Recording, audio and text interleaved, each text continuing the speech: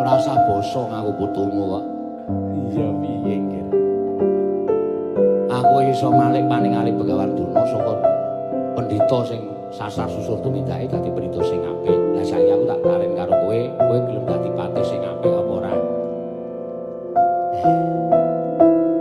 Dipun menapak-menapakna, ora usah basa dikapak-kapakna. Mbahmu iki wis elek. Ning nuwun sewu, luwung saka elek dadi apik timbangane saka apik dadi elek.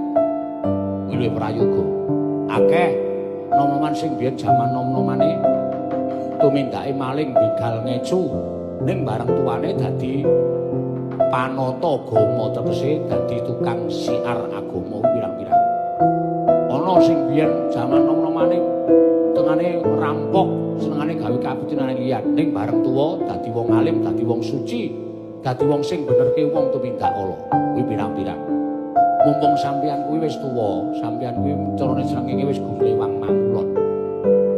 Nek sesuk sampeyan iku tekaning pati kepengin arum asmane, ayo bareng-bareng didandani uripe aku sing bakal dunung-dunungke.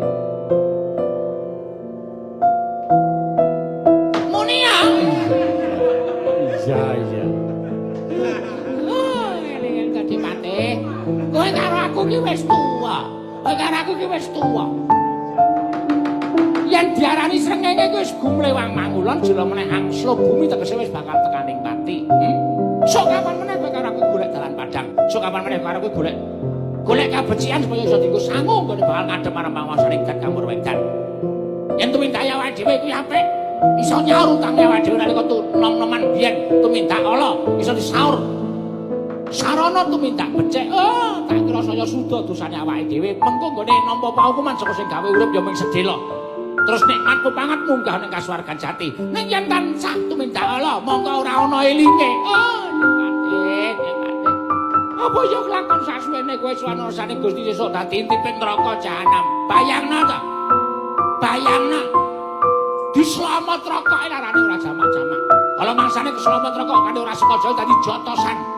Sesuk kowe diselamat kan ning kono kuwi nganti kaya ngapa? Wujude geni sing jarene 1000 panas sing geni ngacopada. Pikir to Tipate, senenging jagat ki ora sepiro kok. Ngibarate kaya wong-wong ngampir ngombe. Urip ning jagat ki ibarate kaya dene ngimpi ning sedhela. Sesuk kalau mangsane bakal sowan marang pawasane Gusti, mumpung isih ana wektu, mumpung isih padhang rembulane, isih jembar kalangane lho Tipate.